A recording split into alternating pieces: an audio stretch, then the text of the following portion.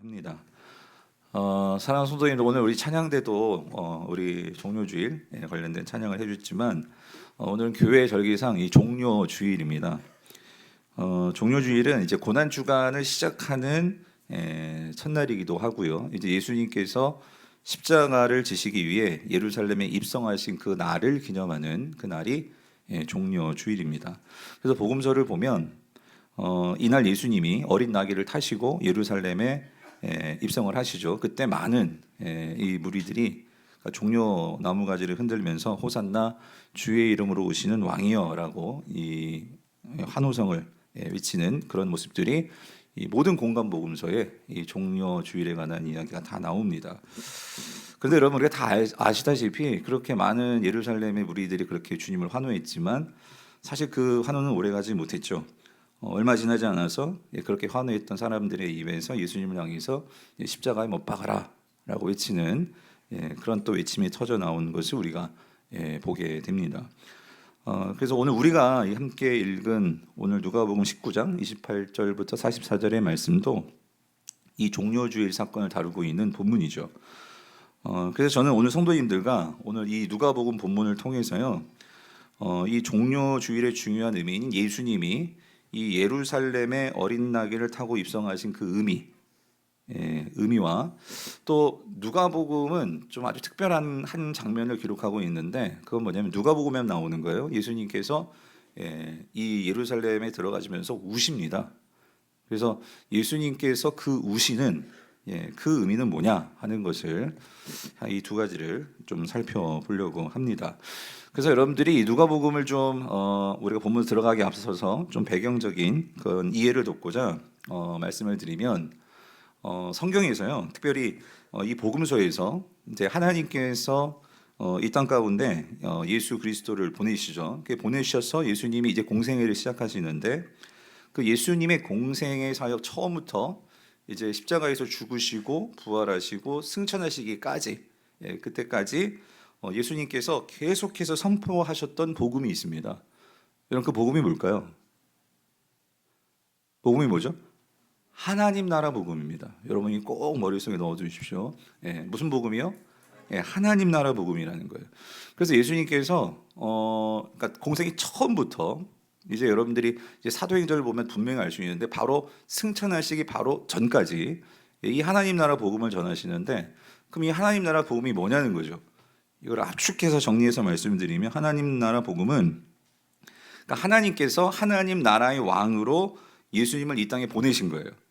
그래서 그 왕이신 예수님이 이 세상을 회복하시고 다스리시는 그 하나님의 나라, 그 나라가 이미 시작이 되었고 또 최종적인 완성을 향해서 이제 진행되고 있다, 나아가고 있다 하는 것을 선포하는 그 기쁜 소식이 하나님 나라 복음입니다. 이해하셨죠? 한 번만 다시 복습하면 다시. 그러니까 하나님께서 하나님 나라의 왕으로 보내신 분이 누구라고요? 예수님. 그래서 하나님께서는 그 예수님을 통해서, 하나님 나라의 왕이신 예수님을 통해서 이 세상을 뭐 하기를 원하신다고요? 회복하기를 원하신다고요. 이걸 다른 말로 구원이라고도 말할 수 있고요. 그래서 그렇게 회복하시고 다스리시는 그 하나님 나라가, 그러니까 예수님이 이 땅에 오셨잖아요. 그러니까 하나님 나라가 어떻게 된 거예요? 시작된 거죠.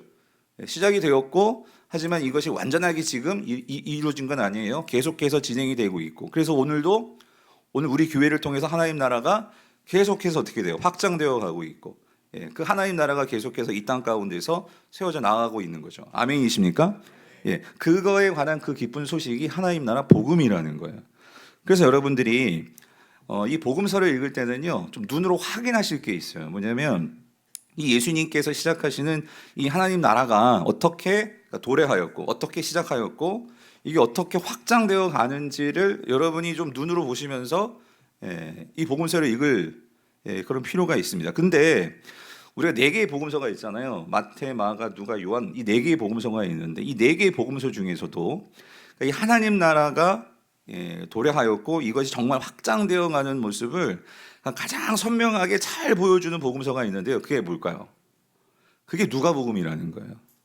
왜 그러냐면, 제가 이제 금요 성령 집회 때도 말씀을 드렸지만, 사실 이 누가복음은요, 이 누가복음과 이 사도행전이 있잖아요. 이게 누가가 썼죠. 우리 책은 지금 누가복음과 사도행전 사이에 뭐가 있죠?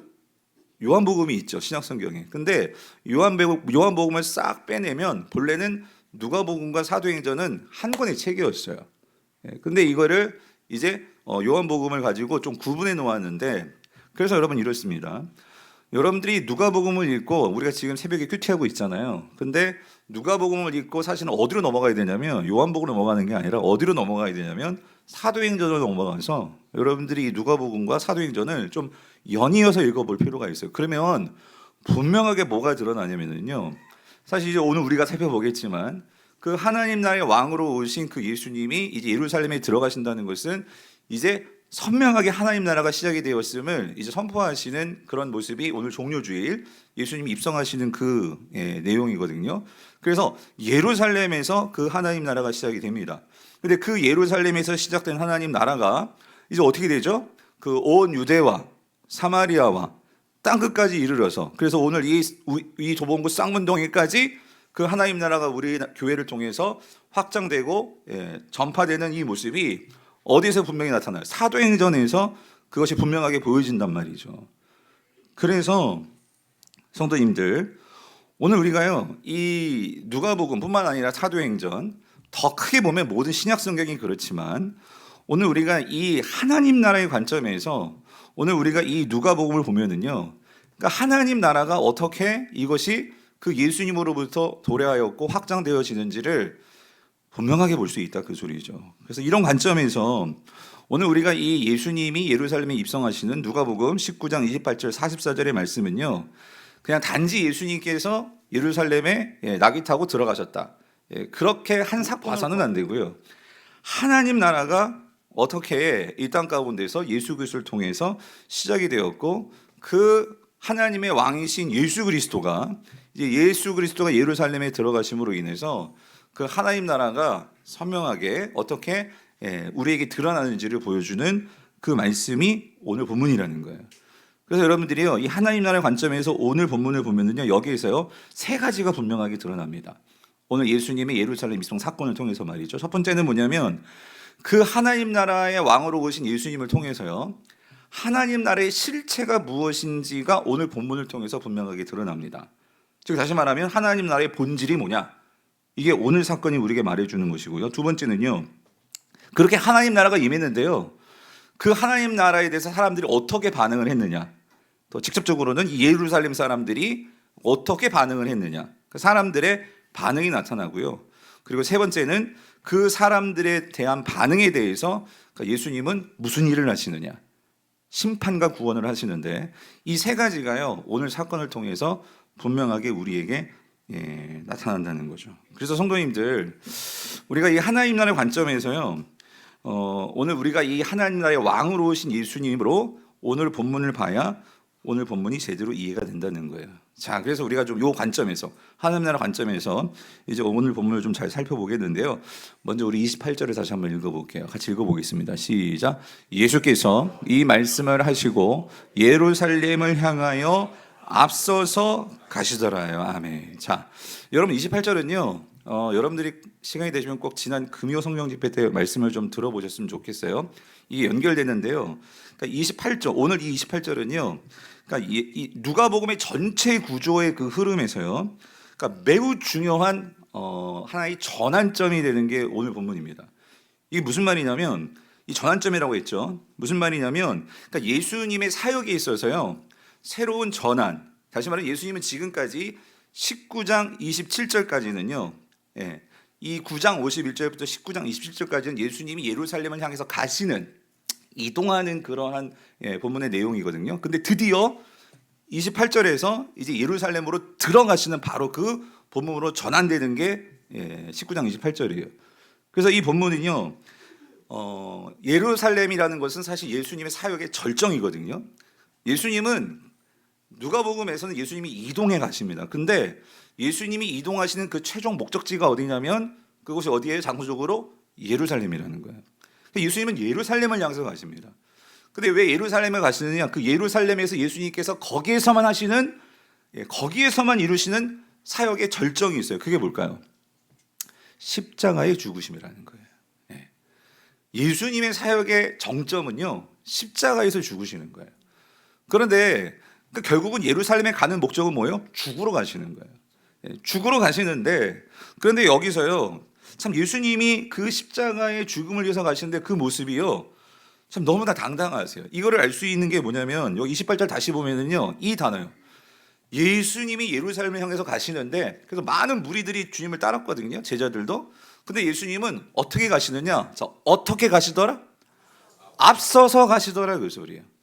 쭈삣쭈삣 거리시면서 주저하면서 이렇게 뒷구멍이로 이렇게 뒤에서 가시는 것이 아니라요, 예수님은요 가장 앞에서 제자들과 많은 무리들이 주님 따르고 있는데, 그 죽으러 가시는 분이 가장 앞에서 너무나 당당한 모습으로 그 예루살렘을 향해서 가시더라는 거예요. 그러면 여기서는요, 우리가 앞서서 가시더라 이 표현 속에서는요, 그러니까 예수님이요 그 십자가를 향한 예수님의 분명한 의지, 분명한 결심, 분명한 결단, 이것이 드러나는 거죠. 죽음을 두려워하지 않고, 죽음을 외면하지 않고, 회피하지 않고 자발적으로 그 십자가를 향해서 나아가는 그 주님의 모습이 보이더라는 거예요. 자, 그렇다면 여러분, 왜 그렇게 예수님께서요 자기가 죽으시는 것을 아시는데도, 여러분이 아시나요? 그 십자가가 얼마나 참혹한 형틀인 걸 아시잖아요. 근데 그 십자가를 위해서 이렇게 당당하게 십자가로 나아가시는 그 이유가 뭐냐는 거예요. 그건 뭐죠? 예수님은 누구세요? 하나님 나라의 뭐예요? 왕이시라는 거예요. 왕. 성도님들, 고대 시대의 왕은요, 결국 자기 나라 백성을 지키기 위해서 존재하는 게 왕이었어요. 그러니까 왕이 가장 높은 자리에서 모든 것을 누릴 수 있는 것은 백성들의 그 생명을 지키는 그 자가 누구예요? 왕이기 때문이라는 거예요. 그러니까 왕은요, 사실 자기 백성의 목숨을 위해서라면 자신의 목숨도 내줄 수 있는 사람이 사실 고대의 왕이었죠.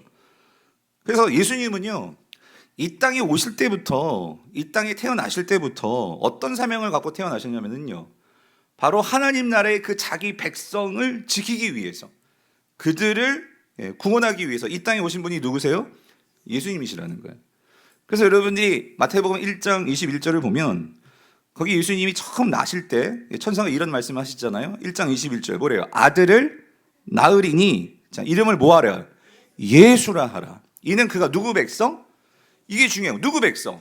자기 백성이 있다는 거예요. 즉 하나님 나라 백성들이 있어요. 근데 그 자기 백성을 그들의 죄에서 뭐 하신대요? 구원할 자다, 그 소리예요. 그러니까 예수님은요, 태어날 때부터 이 사명을 가지고 태어나셨고, 예수님은 이 땅에서 살아가시면서 모든 것이 어디에 초점이 맞춰져 있으셨냐면 그 자기 백성, 즉 하나님 나라의 백성을 다시 구원하는 것, 다시 살려내는 것, 그게 예수님의 사명이셨다라는 거예요. 그래서 예수님은요, 오늘 이 왕으로서 자기 백성들을 구원하기 위해서, 자기 백성들을 살려내기 위해서, 그래서 자기 목숨을 내어놓고 그들을 다시 살리기 위해 지금 어디로 가고 계시는 거예요? 예루살렘으로, 십자가로 가지고 계시더라는 거예요. 자, 근데 여러분, 이런 예를 가지고 오늘 본문을 보면 예수님은 왕이십니다. 하나님 나라의 왕이십니다. 아멘이십니까? 근데 그분이 왕이신데 오늘 본문에 참 이상한 장면이 나와요. 세상적인 눈으로 보면, 세상의 관점에서 보면은요, 이건 왕의 모습이 아니에요. 무슨 말이냐면, 자, 예수님께서 왕이신데 이 예루살렘에 들어가시는데 뭐 타고 들어가시냐면, 뭐 타고 들어가시죠? 그냥 나귀도 아니고 뭐 타요? 나귀 새끼를 타고 가십니다. 그래서 여기 보면 그것을 35절, 그것을 예수께로 끌고 와서, 나귀죠, 나귀 새끼. 그래서 사람들이, 제자들이 이제 겉옷을, 돈이 없으니까 제자들도 안장을 제대로 사는 것도 아니고 그냥 자기 옷 이렇게 주섬주섬 해가지고 거기 예수님 태워가지고 예수님께서 나귀 새끼 타고 어디 들어가시는 거예요 지금? 예루살렘에 들어가시는 거예요. 근데 제가요, 이걸 아무리 생각해봐도요, 너무 이 모습이 웃겨요. 왜 그러냐면, 여러분, 왕이라면 여러분 어디를 놓고 봐도 왕이 나귀 새끼 타고 들어간다는 그런 왕들은 없었습니다. 적어도 왕은요, 못해도 못 타고 들어가야 돼요. 쪼락말을 탈더라도 어쨌든 뭘 타고 들어가야 돼요? 말을 타고 들어가야 돼요, 말을. 그리고 특별히 전쟁에서 승리한 왕, 개선장군들. 여러분, 전쟁에서 승리한 왕이나 개선장군들은 이렇게 우리가 이렇게 옛날 로마 영화나 이런 거 보면은 못 타고 들어가요. 말도 어떤 말? 백마. 백마를 타고 들어갑니다. 그게 왕이에요. 그런데 예수님은요, 무슨 검정말도 아니고 쪼락말도 아니고 뭐요? 나귀. 그것도 뭐? 나귀? 어린 나귀를 타고 들어가신다는 거예요. 예? 그래서 제가 한번 상상해봐요. 나귀도, 그러니까 나귀가 그렇게 뭐 좀 큰 당나귀는 조금 높을 수도 있겠지만, 그런데 새끼는요 그렇게 높지 않고요. 그러니까 예수님이 거기 이렇게 앉았단 말이에요. 그럼 어쩌면은요, 만약에 예수님이 키가 컸다면 두 발이요 땅에 닿았을지도 모르겠어요. 그러니까 이게 거의 엉거주춤해가지고 탄 건지, 발로 예수님이 이렇게 예? 걸어가는 건지. 그러니까 이 모습 아무리 생각해봐도요, 뒤에서 막 사람들은 막 따라오고, 이 엉거주춤, 무슨 말인지 아시죠, 여러분? 이게 우스꽝스러운 거예요. 예. 그런데 그 예수님은 지금 뭐라고요? 하나님 나라의 뭐예요? 왕이라는 거예요. 이게 어디시냐고요. 성도님들, 왜 이렇게 들어가시는 걸까요? 예수님께서 예루살렘에 들어가시는데, 여러분 스가랴 9장 9절, 구약의 스가랴 9장 9절을 보면 하나님께서요 정말 그 하나님 나라의 왕으로서 오시는 이가 어떤 모습인지를 알 수 있도록 남겨놓으신 예언의 말씀이 있었어요. 그 말씀이 뭐냐면 스가랴 9장 9절 같이 한번 읽어볼게요. 시작. 시온에 따라 크게 기뻐할지어다.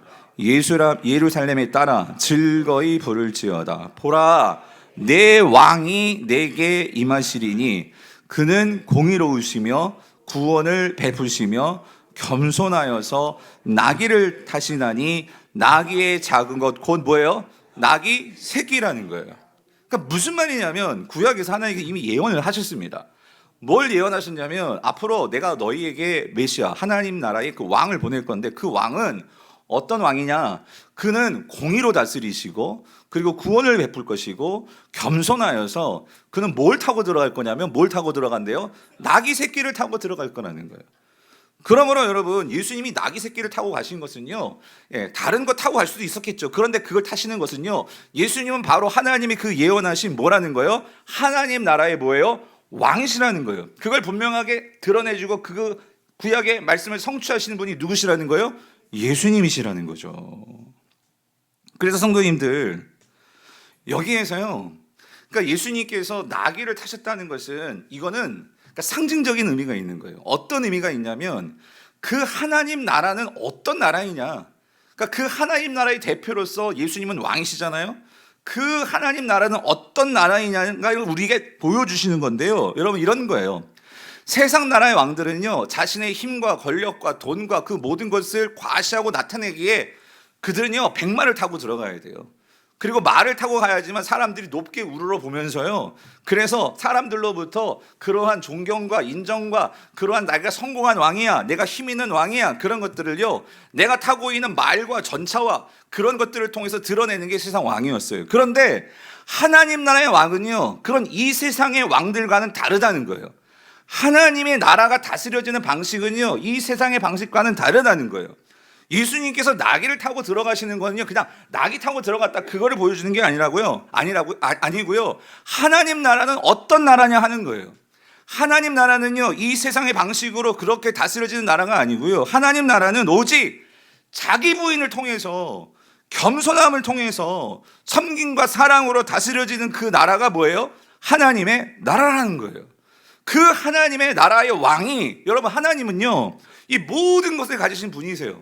그리고 그 하나님이 보내신 하나님의 왕은요, 그 하나님의 모든 것들을 누릴 수 있는 분이에요.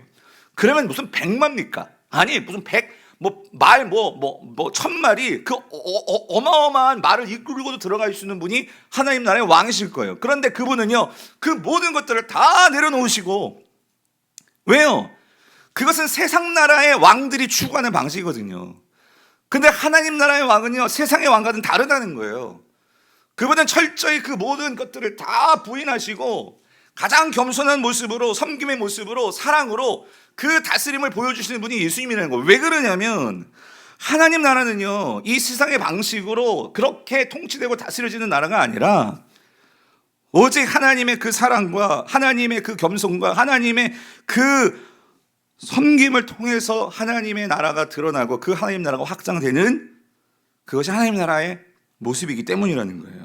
그래서 여러분, 예수님은요, 오늘 저와 여러분들에게 말씀해 주시는 거예요. 뭐냐면, 너희들이 하나님 나라의 백성들이라면, 너희들이 나를 따르는 백성들이라면, 지금 여러분 생각해 보세요. 모르겠어요. 뒤에서 따라오는 제자들과 그 예수님을 따르는 그 무리들이, 예수님은 지금 나귀를 타고 지금 가십니다. 예루살렘을 가십니다. 예루살렘은요, 그야말로 그 당시 성전도 그렇고 모든 예루살렘의 방식은요, 마음은 하나님의 메시아를 기다린다고 하고 하나님의 그러한 나라를 꿈꾼다고 하지만 여러분, 예루살렘은 그 단어의 뜻은요, 평화의 도시예요. 그러나 그 예루살렘은요, 평화가 없는 도시였어요. 왜?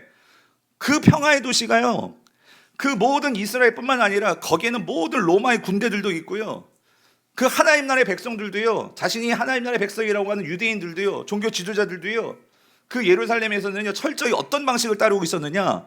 세상 나라 방식을 따르고 있었거든요. 누구나 힘과 권력을 가지고 로마처럼 높아지는 것이, 그래서 그들이 바라는, 유대인들이 바라는 메시아조차도 하나님이 보내시는 진짜 그런 메시아를 알고 있을지는 모르겠어요. 근데 마음으로는 그걸 인정하지 않아요. 그래서 유대인들은 어떤 메시아를 기다리고 있었어요? 이 로마를 때려잡고 힘과 권력과 정치로 이 나라를 다스릴 수 있는 그런 왕을 기다리고 있었단 말이에요. 그게 예루살렘이에요. 그런데 모르겠어요, 이 제자들과 예수님을 따르는 그 무리들은요, 정확하게 그들이 다 그 예수님, 하나님 나라의 왕을 이해했는지 모르겠지만 그들은요 지금 누구를 따라가고 있어요? 백마 타고 있는 예수님이 아니라 누구를 따라가고 있는 거예요? 나귀 새끼를 타고 가는 예수님을 지금 뒤에서 따르고 있는 거예요. 그렇다면 주님 뭘 말씀하시는 거죠? 너희들이 하나님 나라 백성들이라면, 너희들이 진정 나를 믿는 예수 그리스도의 제자들이라면 너희들도 뭐 타고 나를 따라야 돼? 백마가 아니고요, 말이 아니고요, 뭐예요? 나귀 새끼를 타고 따르는 자들이 하나님 나라 백성이라는 거예요. 그렇다고 다음 주로 나귀 새끼 타고 갖고 오라는 그 얘기가 아니고 상징적인 의미다, 그 소리입니다. 과연 나는 이 세상에서 어떤 방식을 따르면서 살아가고 있는 하나님 나라 사람이냐, 그 소리죠. 그래서 여러분, 예수님이요 제자들에게 이 예루살렘으로 향해 가시는 그런 길목에서, 그러니까 예수님께서요 이 제자들에게 분명히 말씀해 주셨어요. 뭐라고 말씀해 주셨냐면, 너희들이 정말, 그러니까 세상 사람들이 모두 다 이 세상 방식을 따르면서 누구나 다 성공하고 싶잖아요. 높아지고 싶잖아요. 누구나 다 우리는 인정받고 싶잖아요. 그런 욕구들이 있는데, 너희들이 만약에 진짜 하나님 나라의 백성이라면, 그래서 너희들이 세상 말로 하나님 나라에서 성공하려면, 그러니까 하나님 나라에서 제일 높아지려면, 그러니까 하나님 나라에서 인정받고 싶으면, 너희들이 세상 나라에서 인정받지 못한다 할지라도 하나님 나라에서 적어도 인정받고 싶다면 어떻게 해야 되는지 알아? 예수님께서 이렇게 말씀하셨어요. 마가복음 10장 42절 44절에서 뭐라고? 예수께서 불러다가 이르시되, 지금 제자들에게 하시는 말씀이에요. 제자들을 부르셨어요. 뭐라고 말씀하시냐면, 이방인의 집권자들이 그들을 임의로 주관하고 그 고관들이 그들에게 권세를 부리는 줄을 너희가 알거니와. 이게 뭐냐면, 이게 세상 방식이에요. 그러니까 세상 방식은, 그러니까 이방인들이라는 거예요. 세상 사람들. 세상 방식은 그 집권이라는 것은 권력을 가진 자들이에요. 힘을 가진 자들이죠. 그들은 어떻게 할 수 있어요? 사람들을, 그러니까 나는 권력을 갖고 있고 이 사람들은 그런 권력이 없어. 그러면 내 말로 그들을 뭐 할 수 있어요? 임의로 주관한다, 그 소리예요.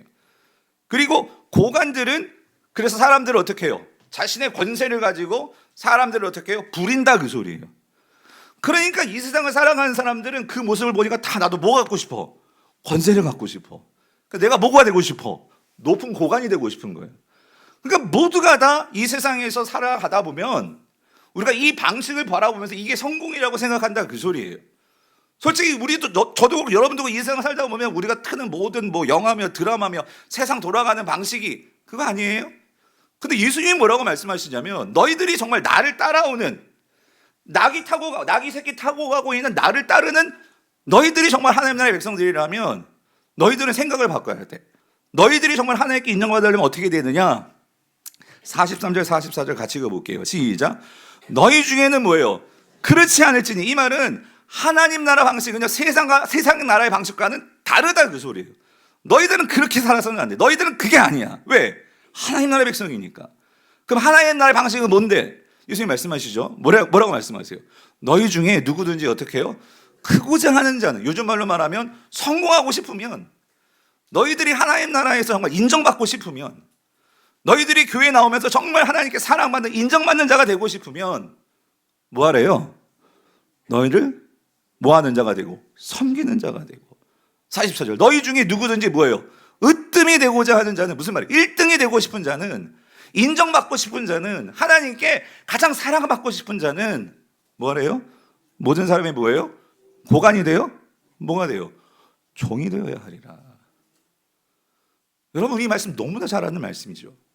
여러분 하나님께 인정받고 싶잖아요. 세상에서는 우리가 무시당해도 그러면 우리가 하나님 나라에서도 무시당해야 되겠어요? 우리가 어떻게 인정받아야 되잖아요.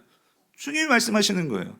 어떤 모습을 보여주는 거예요? 말 타려고 하지 말고 백마 타려고 하지 말고 그건 나의 모습이 아니야. 그거는 하나님 나라 백성들의 모습이 아니고 우리는 뭐 타고? 나귀 새끼 타고. 나귀도 그냥 나귀 아니라 나귀 새끼를 타고 들어가는 게 그게 하나님 나라가 왕이 하는 모습이야. 그렇다면 사랑하는 성도님들, 오늘 우리는 어떤 삶을 살아야 될까요? 그래서 성도님들, 예수님은요 이 종려 주일에 그 예루살렘에 입성하시는 왕이 그 모습을 보여주는 거예요. 왜? 지금 예루살렘이 왜 이렇게 우리 봤잖아요. 성전에서 막 장사가 이루어지고 성전이 강도의 구름이 되고 하나님이 거룩하신 그 성전이 왜 그렇게 된 거예요? 성전에서 온갖 탐욕과 욕심과, 그러니까 문제는 뭐냐면 우리가 하나님 나라의 백성이라고 하면서도 우리가 익숙해져 있는 것은 어느 방식이에요? 이 세상 나라 방식이라는 거예요. 그런 자들에게 오늘 저와 여러분들에게, 그래서 여러분 이 고난주간은요 우리가 특별히 고난주간을 이렇게 특세를 하고 금식을 하고 이건 이벤트를 하는 게 아니고요, 여러분이 오늘 이 말씀을 듣고 정말 그 예루살렘에 나귀를 타고 나귀 새끼를 타고 들어가신 예수님을 생각하면서 과연 나는 어떤 방식에 익숙해져 있는 삶을 살고 있는가, 나는 적어도 이 세상에서 어떤 왕이 되고 싶은 그런 모습을 가지고 살아가는가, 여러분 우리는 돌아봐야 된다는 거예요. 그래서 특별히 이 고난주간에 여러분 특별히 우리가요 이 예수님 나귀 새끼 타고 들어가시는 예수님이 우리의 왕이시라면 여러분 우리 가정에서요 어떻게 하셔야 돼요? 가까운 배우자에게, 자녀에게, 그래서 우리가 먼저 서로 진심으로 대하고 서로 존중해주고 배려하고 정말 우리가 이 고난주간에 내가 더 어떻게 섬길 수 있을까를 더 의도적으로 생각해 보셔야 한다 그 소리예요. 뿐만 아니라 여러분들이 직장과 사회에서도요, 여러분 보세요, 여러분이 세상에 가면 세상은 어떻게든지 경쟁해야지만 살아남아요. 맞아요. 이 세상 자체가 자본주의이기 때문에 경쟁을 하지 않을 수가 없어요. 그런데 우리는 자본주의에서 산다고 하지만 저와 여러분들의 신분은, 우리 시민권은 어디에 있어요? 하늘에 있잖아요. 하나님의 백성이잖아요. 아멘이십니까? 그러면 여러분 세상 사람들은 그렇게 경쟁하면서 살지만 우리도 경쟁성이 있지만 적어도 우리는요 우리 주변에 있는 동료의 그 입장을 한번 생각해주고 헤아려주고, 그래서 내가 권리를 주장만 할 것이 아니고요 우리의 권리를 먼저 앞세기보다 예수는요 우리를 위해서요 그 모든 것들 누릴 수 있는 자리에 있는데 그걸 내려놓으시고 희생하셨거든요. 그러면 우리는 희생까지는 아니더라도 조금이나마 내가 누군가를 위해서 양보할 수 있는 그러한 자발적인 모습을 가질 때, 여러분 그게 뭐냐면 나귀 타신 예수님, 나귀 새끼를 타신 예수님을 모르는 예수님을 따르는 하나님 나라의 백성들의 모습이라는 거죠. 여러분 교회에서도 마찬가지예요. 여러분 이 교회에서도요 우리가 정말 이러한 너희들이 하나님 나라에서 섬기는 자가 되라고 말씀하셨는데, 여러분 이 교회 공동체에서도 그런 거예요. 누가 알아주든 알아주지 않든 우리가 하는 이것을 통해서 누군가 다른 그 성도 한 사람 한 사람이 정말로 도움을 받는다면 여러분 그게 하나님께서 기뻐하시고 하나님께 인정받는 일이라는 거죠. 여러분 우리가 고난주간이 됐는데 여러분 보셨습니까? 여기 이런 현수가 바뀌고 여러분 이렇게 올라오실 때 거기 이렇게 하얀 천이 있고 고난주간 데코가 되어 있고, 뭐 찬양 때도 마찬가지로 특별하게 이렇게 특별한 찬양을 통해서 여러분들이 막 감동을 받고, 이 모든 것들이요 알게 모르게 여러분들이 정말 누군가가 우리를 위해서 섬겨주는 자가 있고 그렇게 애쓰는 자가 있으니까 우리는 그 안에서 뭐예요? 은혜를 누리고, 우리가 그 안에서 뭐예요? 성경을 받고, 우리 모두가요 누가 알아주든 알아주지 않든 우리가 정말로 그 예수님께서 우리를 위해서 그러한 희생과 섬김으로 우리를 섬겨주신 것과 같이 그렇게 살아갈 때 여러분 이 땅에서는요 하나님 나라가 어떻게 되는 가 더 드러나게 되는 거죠. 확장되는 거죠. 오늘 이런 은혜가 저와 여러분들에게 있게 되기를 간절히 바랍니다. 그래서 여러분 이런 거예요. 그냥 우리가 고난주간 우리가 여러분 뭐 그렇게 아닐지라도 목사님 나는 힘도 없고요 나는 좀 몸도 어렵고요 알아요. 그런 분들 계세요. 근데 여러분 이거예요. 누군가에게는요 정말 어떤 성도님들이 오늘 주보에 여러분들 우리 교회 성도들의 어떤 환우들의 기도 제목을 드렸어요. 어떤 분들은 이걸요 성경책에 꼭 넣어가지고 가지고 가셔가지고요 정말 한 끼 내가 금식하면서 진짜 기도하신 성도님이 계실 거예요. 근데 어떤 성도님들 안타까운 게 뭐냐면 그냥 이거 여러분 이걸 정리하기 위해서 또 누군가 교육자는 애를 썼고 정말 한 사람 한 사람을 기억하면서 이렇게 만들었고 만든 거거든요. 근데 목사로서 그냥 죄송한 말입니다. 그냥 이렇게 막 널브러져 있고 막 이렇게 떨어져 있는 모습을 참 마음이 아플 때가 있어요. 우리가요 딴 게 아니라 한 끼 금식하면서 그래 내가 다른 거 못해도 내가 한 끼 정말 금식하면서 그 시간에 내가 기도하겠다, 그렇게 마음을 모을 때 여러분 그게 뭐 하는 거예요? 하나님 나라에서 뭐예요? 으뜸이 되는 거다 그 소리입니다. 오늘 그런 일들에 함께 마음을 모으시고 동참하는 그런 우리 교회 될 수 있기를 정말로 축원합니다. 예. 그래서 여러분, 이번 한 주 우리가 고난 주간을 보낼 거예요. 여러분, 고난 주간 우리가 뭐 또 한 주간은 뭐 그러냐, 그게 아니라요. 이것을 통해서 여러분들이 안 해봤던 것도 해보심을 통해서 이게 얼마나 좋고 얼마나 기쁜 일인지를 저 여러분들이 경험하게 되는 은혜와 축복이 있게 되기를 축원합니다. 자, 그런데 오늘 또 한 가지, 오늘 본문에서요, 예수님께서 나귀 새끼 타고 들어간 것도 이상한데 또 한 가지 이상한 게 있어요. 그게 뭐냐면 41절이에요. 41절 같이 한번 읽어볼게요. 시작. 가까이 오사 성을 보시고 뭐예요? 우시는 거예요. 잘 생각해보세요. 아까 말씀드렸던 예수님이 나귀 새끼를 타고 지금 엉거주춤 가세요. 뒤에는 이제 제자들하고 예수님과 함께 계속 예수님을 따라오는 무리들이 있었어요. 근데 예수님이 딱 예루살렘 성, 이제 들어가시면 예루살렘 성인데, 근데 예루살렘 성을 갑자기 보시더니만 뭐 하시는 거예요? 우시는 거예요. 근데 여러분, 여기 운다는 게요, 그냥 이렇게 눈물 좀 이렇게 흘리는 그 운다는 게 아니라고요. 이 운다는 단어가 이 클라이오라는 단어인데, 이 클라이오라는 단어는요, 이게요, 영어에서도 이게 크라이라는 이런 동사들이 이제 나오는 건데, 이 클라이오는요, 엉엉 막 소리를 내면서 우는 게 이 우심이에요. 여기 나오는 클라이오예요. 그러니까 다시 말하면 여기서 예수님은요, 갑자기 상상해 보세요. 나귀를 타고 가시다가 막 사람들은 막 호산나 호산나 하면서 다윗의 이름으로 오시는 왕이시오 막 이렇게 얘기하고 있는데 갑자기 예수님께서 막 우시는 거예요, 여러분. 이상하죠. 이상하죠. 왜 예수님께서 갑자기 무슨 조울증이세요, 예수님이? 들었다 올라갔다 나갔다 감정 기복이 있는 거예요? 아니 왜 갑자기 여기서 우시는 거예요? 그래서 여러분, 제가 이거를 한번 계속 묵상해 봤어요. 예수님 왜 우셨을까? 왜 우셨을까? 그것도 왜 통곡하면서 우셨을까? 여러분, 한 세 가지 의미로 정리를 해봤어요. 첫 번째, 예수님의 눈물의 의미는 뭘까? 왜 우셨을까? 이거예요. 구원의 기회를 거절한 자들에 대한 애통함이에요. 네. 무슨 말이냐면 예수님이 지금 예루살렘에 들어가시는 것은요, 그 십자가를 향해 가시는 것은요, 결국 무엇을 주시기 위해서며 구원함을 주시기 위해서죠. 그런데 잘 보세요. 오늘 본문에 보면은요, 예수님께서 이런 말씀하십니다. 42절에 같이 한번 읽어볼게요. 시작. 이르시되 너도 오늘 평화에 관한 일을 알았더라면 좋을 뻔하였거니와 지금 내 눈에 뭐예요? 숨겨졌다예요. 자, 여기서 여러분, 너도 그랬거든요. 이 너는 뭘 지칭하는 거냐면 이건 예루살렘 성을 지칭하는 거예요. 그런데 예수님이 예루살렘 성 보고 네가 오늘 평화에 관한 일을 알았으면 좋겠다. 근데 좋을 뻔하였다, 이 소리는 그 평화에 관한 일을 예루살렘이 알았다는 거예요, 몰랐다는 거예요? 몰랐다는 거죠. 그러면 예루살렘 그 성은 이건 생물이 아니라 이거는 돌이에요. 그럼 돌들이 몰랐다는 거예요? 여기서 예루살렘은 뭘 말하는 거예요? 예. 직접적으로는 예루살렘의 그 성읍 사람들을 말하는 거죠. 그렇죠? 그 안에 살고 있는 사람들. 그리고 이걸 조금 더 확장시키면 예루살렘은요, 하나님 나라를 대변하는 그 도시예요. 그러니까 하나님 나라의 백성들을 대변하는 도시라고요.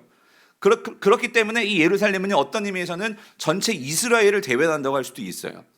예. 그런데 여기서 이렇게 말씀하시죠. 그러니까 이 예루살렘 사람들이, 그러니까 예루살렘은 결국 이 예루살렘 속에서 살고 있는 사람들은 자신들이 하나님 나라의 백성이라고 생각하고 있는 사람들이에요. 근데 이들이 정작 뭘 모르느냐? 뭘 모르죠? 평화에 관한 일을 모른다는 거예요. 그런데 아까도 말씀드렸죠. 예루살렘이라는 성 도시 이름이 뭐라고요? 무슨 도시? 평화의 도시예요.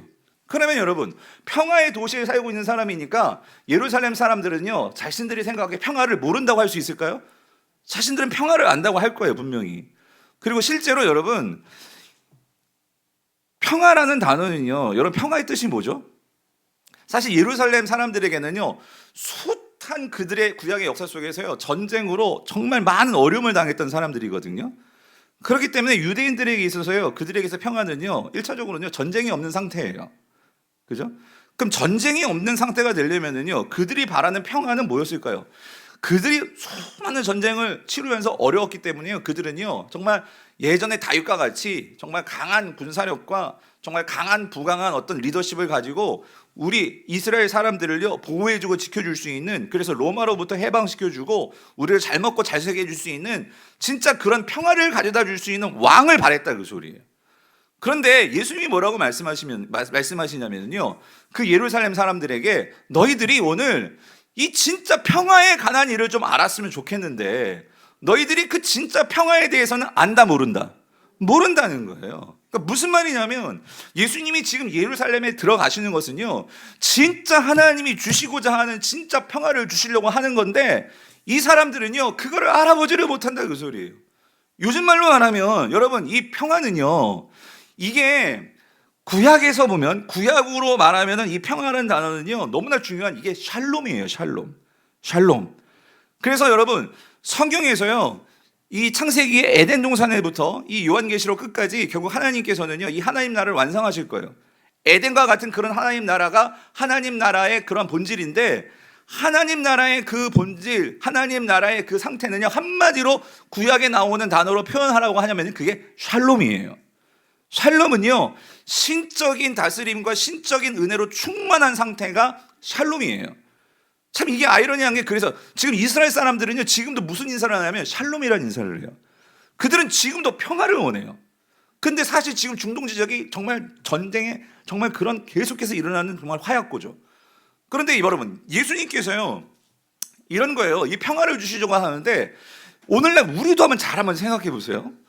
우리도요 사실 이 세상을 살아가면서요, 세상 사람들도, 여러분도 마찬가지고요, 우리가 살면서 정말 가장 바라는 게 뭐예요? 여긴 평화라고 있지만 요즘 말로 말하면은요 이 평화가 뭐냐면 행복이에요. 행복. 여러분, 우리가 다 어떤 삶을 살고 싶으세요? 물어보세요. 다 행복한 삶을 살고 싶어요. 그거 아니에요? 행복한 죽음을 맞고 싶어요. 행복한 가정 만들고 싶어요. 이게 모든 사람들의 바람이에요. 근데 여러분 물어보세요. 그럼 어떻게 행복을 누릴 수가 있냐고요? 어떻게 행복을 가질 수가 있냐고요? 근데 여러분, 우리가 행복을 누린다는 것이요, 세상 사람들을 그렇고 이때 이 하나님 나라의 백성이라고 하는 예루살렘에 있는 사람들도요 그 평화를 어떻게 생각했냐면 이거예요. 그러니까 돈을 가져야 돼, 아니 뭔가 힘을 가져야 돼, 아니 뭔가 권력을 가져야 돼, 아니면 무력을 가져야 돼, 뭐 좋은 무기를 가져야 돼. 그러니까 그거를 가져야지만 내가 행복해진다고 생각을 하는 거예요. 근데 예수님이요, 아니 돈을 주시고자 하면 십자가에서 죽으실 것이 아니라 은행에서 죽든지, 여러분, 그래가지고 돈을 막 다 나눠주든지 하면 사람들이 행복해지겠죠. 근데 예수님이 왜 굳이 그렇게 사람들이 그러한 세상적인 평화를 원하는데 왜 십자가에 가서 예수님이 죽으시냐 말이에요. 그건 이거죠. 여러분, 행복은요, 샬롬은요, 평화는요 이 세상의 방식을 갖는다고 해서요 절대로 그것으로 진정한 행복이 임할 수가 없어요. 왜일까요? 아무리 내가 이 세상적으로 큰 돈을 가지고 권력을 가지고 이 세상에 좋은 것을 다 가지고 있다고 하더라도요, 여러분 결국 이 문제가 해결되지 않으면요 인간은요 근본적으로 행복할 수가 없어요. 여러분, 그게 뭘까요? 하나님과의 관계예요. 하나님과의 관계. 내 삶의 진정으로 하나님의 자리가 있는데 뻥 뚫린 마음이 있는데요, 그 자리를 하나님이 세우지 못하니까 사람들은요 저마다 하나님을 인정하고 싶지는 않고, 그러니까 세상에 보세요. 세상을 보면은요 하나님은 빼고, 그러니까 이 세상에 오만 가지 것들을 가지고 내가 행복하려고 해요. 그다음에 잘 보세요. 그런 것들, 세상에 오만 가지 것들을 가졌는데 사람들이 정말 행복하다고 말을 하나? 근데 이거 바꿔서, 내가요 정말 이 세상에 돈도 없어요, 뭐 배운 것도 없어요, 가진 것도 없어요, 심지어 건강하지도 않아요. 그런데 내가 진짜 하나님 관계가 너무나 좋아요. 진짜 내 삶에 하나님이 나를 지켜주시고 계심이 정말 느껴져요. 그래서 제가 지난 금요 성령 집회 말씀드렸죠. 제가 빌립보서 4장 13절을 새롭게 해석했다고. 예전에는 능력 주시는 하나님 안에서 내가 모든 것을 할 수 있다고 생각했었는데, 그 말씀이 능력의 포인트가 아니라 능력 주신 자 어디예요? 안에서야, 안에서. 여러분, 아무리 능력을 가져도, 세상의 능력을 가져도 내가 하나님 안에 있지 않으면요 그 능력 가지고 내가 유혹에 빠질 수도 있고요, 그 능력 때문에 가정이 파탄날 수도 있고요. 여러분, 그게 세상의 것들이에요. 그런데 내가 돈도 없고 가난하고 어렵고, 오늘 아까 이 일부 예배 때 우리 김정자 집사님, 그분이요 항상 이 머리가 아프셔가지고 어려워가지고 참 교회 나오기가 어려웠었어요. 근데 지난주 오늘 새롭게 등록하신 분 이름이에요. 오늘 그 성도님 얘기거든요. 그 주보에 있죠. 우리 고창렬 성도, 이분이요 남편이 지난주부터 나오시는데 오늘 그 얘기를 하는 거예요. 뭐냐면, 김정자 집사님이, 목사님, 내가 아프니까 남편이 교회를 나오네요. 무슨 말이냐면, 이분이 혼자 그러니까 막 쓰러지는 거예요. 걸어 다닐 수 없으니까 이 남편이 그래도 길바닥에서 쓰러지면 안 되지 않냐고. 그래가지고 이분이 어떻게 해요? 같이 나와서 예배를 드리고 있는 거예요. 예배를. 예? 오늘도 예배 올 등록하신 거예요. 그러니까 내가 아팠지만 내가 아프기 때문에 오히려 남편과 함께 이렇게 손잡고 예배를 드릴 수 있네요. 그분이 말씀하셨어요. 이게 무슨 말이냐면 여러분, 우리가요, 내가 건강도 지금 좋지도 않고 물질도 없고 내가 뭐 변번이 뭐 좋은 게 아무것도 없고, 근데 내가 능력 주시는 자 누구 안에서 그 능력을 안 주실 수도 있어요. 근데 내가 하나님 안에 있다는 것이, 그것이 나로 하여금 어떻게 만들어요? 행복하게 만들더라, 그 소리예요. 여러분 아멘이십니까?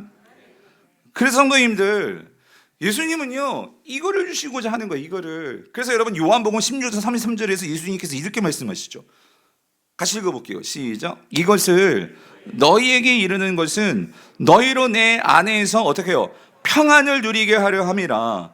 세상에서는 너희가 환난을 당하는 어떻게 해요? 담대하라. 내가 세상을 이겨노라. 여러분, 세상 어떤 누가 이렇게 담대하게 말할 수 있겠습니까?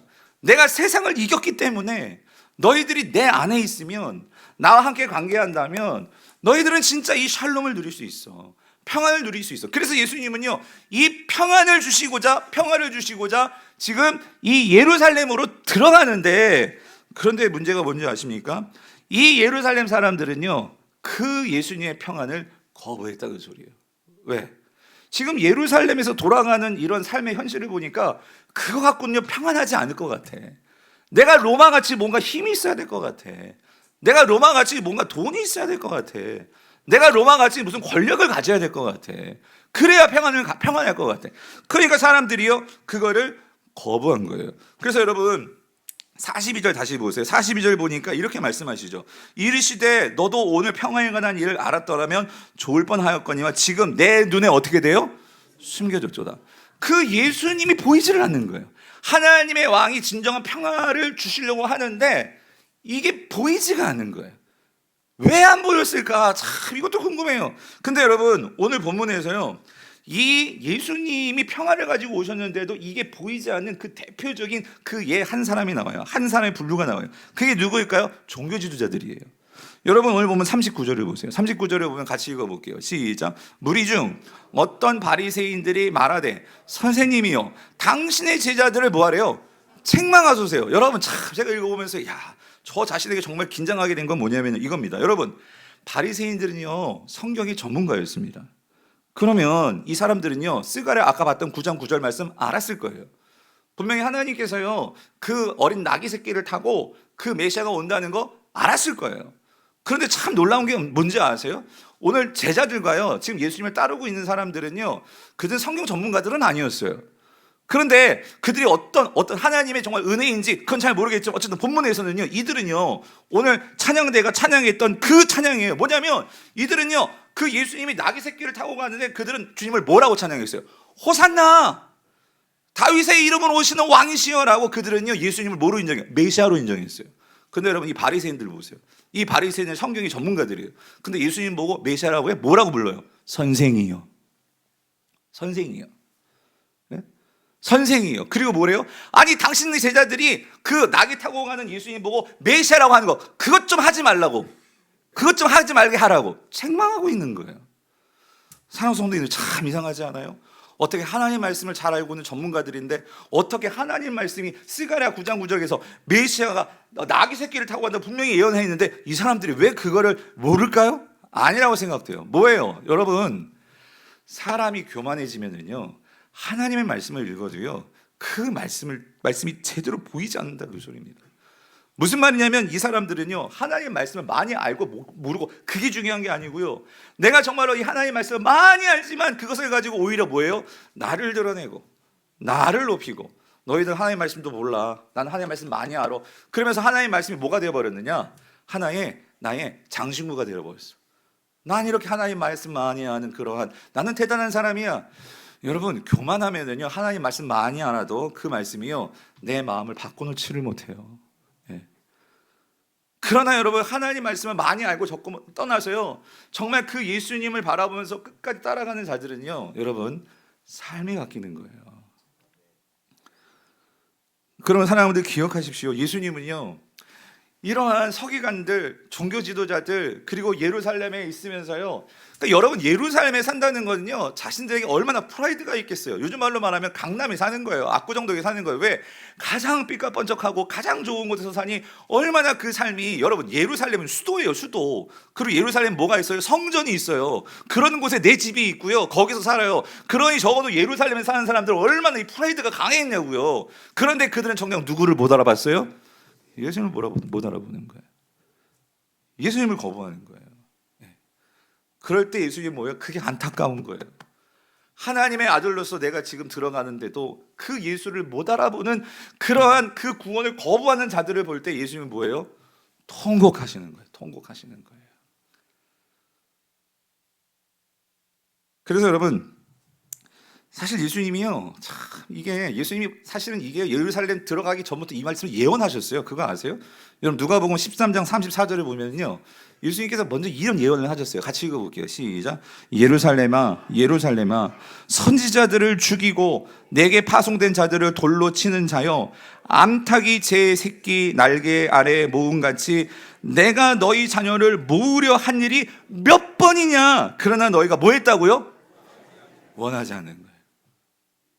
왜? 예수님이 요구하시는 거는요, 너무 내가 지금 살아가는 어떤 나의 삶의 방식과 맞지를 않아. 예? 아우, 예수님 말씀 그렇게 살아가지고 내가 어떻게 내가 이 세상에서 성공할 수 있어요? 아우, 너무 이거는, 아우, 너무 이거는 어려운 일 아니에요? 그러니까 맞지를 않아. 그러니까 뭐예요? 원하지 않는 거예요. 그런데 여러분 보세요. 하나님은요, 구약에서부터 이 예루살렘을 구원하기를 원하셨어요. 그래서 이들이 돌아오도록 수차례 누구를 보내시는 거예요? 선지자를 보내셨어요. 근데 보낼 때마다 그들을 어떻게 해서 죽여버렸어요. 근데 이제는 누구를 보내신 거예요? 아들을 보내셨어요.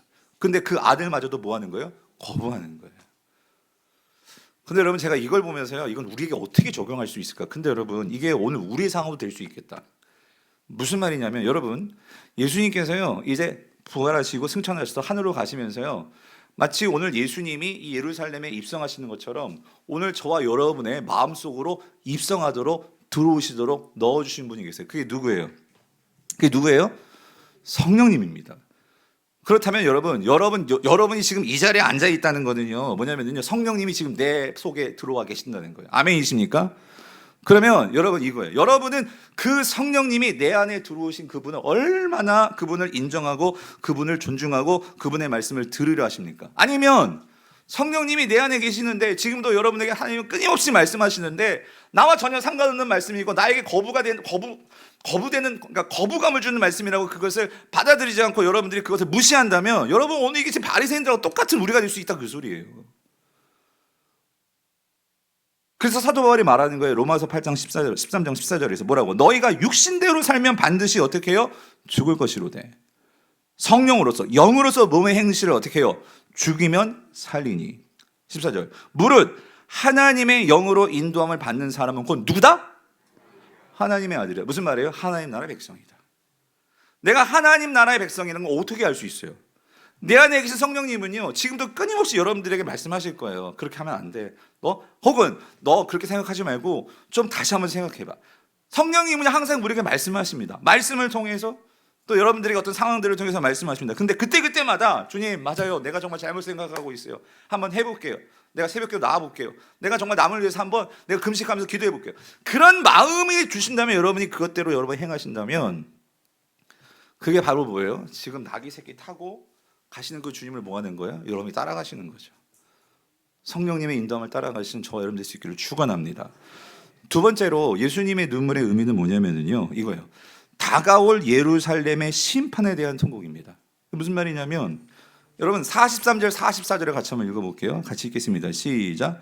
날이 이를지라 내 원수들이 토둔을 쌓고 너를 둘러 사면으로 가두고 또 너와 및 그 가운데 있는 내 자식들을 땅에 메어치며 돌 하나도 돌 위에 남기지 아니하리니 이는 내가 보살핌 받는 날을 알지 못함을 이남이니라 하시니라. 이게 무슨 말이냐면, 여러분 이 그림이 좀 그려지시죠? 그러니까 예루살렘 성 보고 예수님께서 지금 말씀하시는 건데, 그 예루살렘 예전에 다 돌로 만들었잖아요. 그 돌이 다 무너진다는 것은 결국 이 예루살렘 성이 어떻게 된다는 거예요? 다 무너지게 되는 날이 온다, 그 소리예요.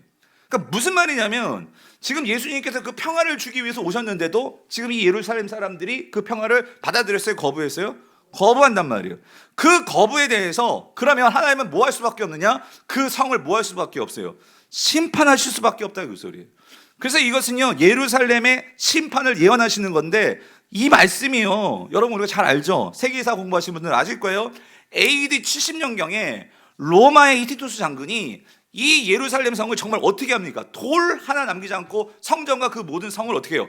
다 무너뜨리는 거예요. 그러니까 지금 예수님의 입장에서는 40년 뒤에 이 일이 이루어지는 거예요. 근데 우리는 지금 보는 거죠. 이 예수님이 말씀하신 대로 그 예루살렘 성이 무너졌어요? 안 무너졌어요? 무너졌어요. 그러면 여러분 이거예요. 예수님께서 이 예루살렘이 무너질 것을 예언하시는 그 이유가 뭘까요? 단지 예루살렘 성이 무너지니까 정신 차리고 회개해라 이 말씀도 있겠지만 여러분 결국 그 성이 무너졌거든요. 그런데 오늘 저와 여러분들에게는 이 말씀을 통해서 우리에게 분명히 말씀하시는 게 메시지가 있어요. 그건 뭐냐면 여러분 이겁니다. 그 예수님을 받아들이지 않을 때 1차 경고의 그러한 사인으로 역사 속에서 예루살렘 성이 AD 70년경에 망했어요. 그러면 오늘 그 예수님께서요 첫 번째로 오셨을 때에 그걸 받아들이지 않았을 때에 이 예루살렘의 성이 40년 뒤에 망했거든요. 그럼 오늘날 예수님께서 십자가에서 죽으시고 부활하시고 승천하시고 오늘 교회를 통해서 성령을 우리에게 보내주셨어요. 그런데 이제 예수님께서 다시 언제 정확한 날짜는 모르지만 예수님이 다시 재림하심을 성경은 우리에게 약속하고 계세요. 그러면 그 예수님이 재림하신다면 이 땅 가운데 그 예수님을 믿지 않고 그 기간 동안 예수님을 받아들이지 않고 이 세상의 방식이 좋아서 로마의 방식이 좋아서 그렇게 살았던 자들은 여러분 예수님이 재림의 날 치유의 심판이 왔을 때 그들은 어떻게 될까요? 영원한 심판이라는 거예요. 그 영원한 심판을 피할 수가 없다 그 소리예요. 그러므로 예수님은요 지금 눈으로 볼 때 이렇게 화려하고 그렇게 큰 예루살렘 성이 분명히 무너진단 말이에요. 망할 거란 말이에요. 그 망할 성을 보면서 예수님은 뭐예요? 통곡하시면서 우시는 거예요. 그 심판을 당할 예루살렘 성을 보면서 통곡하시고 우신다 그 소리예요. 뿐만 아니라 장차 예수님께서 다시 이 땅에 오실 건데 그 예수님이 오시는 날 그 예수님께서 이렇게 예언하신 그 예루살렘 성이 망한다는 이런 경고 말씀을 주셨는데도 그거를 깨닫지 못하고 여전히 내가 뭐예요? 이 세상 방식이 좋사오니 여기가 좋사오니 하면서 살았던 자들 뭐가 임한다는 거예요? 심판이 임한다는 거예요. 그래서 예수님이 통곡하시는 거예요. 왜? 그들 구원받아야 되잖아요. 그들이 주님께로 돌아와야 되잖아요. 사랑하는 성도님들 오늘요 우리는 이런 점에서요 우리는 정말 우리 자신을 돌아봐야 돼요. 사랑하는 성도님들 여러분들은요 여러분 집에서 여러분이 믿지 않는 그 남편, 여러분 아내, 여러분의 자녀, 여러분의 부모님을 놓고 통곡하시면서 울어보셨냐고요.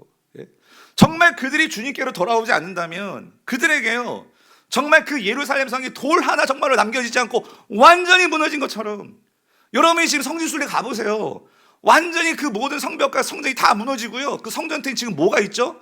이슬람 사원이 서 있어요. 이슬람 사원이. 하나님의 성전은 무너져 있고 이슬람 사원이 그 하나님 거룩한 성전이 있던 그 터에 황금돔으로 얼마나 멋지게 지어 있는지 몰라요. 그게 뭘 보여주는 거죠 여러분? 우리가 이 땅에 살아가면서 정말 하나님 제대로 믿지 않으면 그런 심판이 임할 건데 오늘 우리 가정 가운데는요 이러한 심판이 임할 것을 정말 우리는 얼마나 민감하게 생각하면서 통곡하면서 내 남편을 위해서 내 아내를 위해서 내 자녀를 위해서 내 부모를 위해서 우리는 가슴을 치면서 울어봤냐고. 예수님은 지금 통곡하고 계시는 거예요. 그들이 구원을 받아야 되는데 그들이 죽으면 어떡합니까?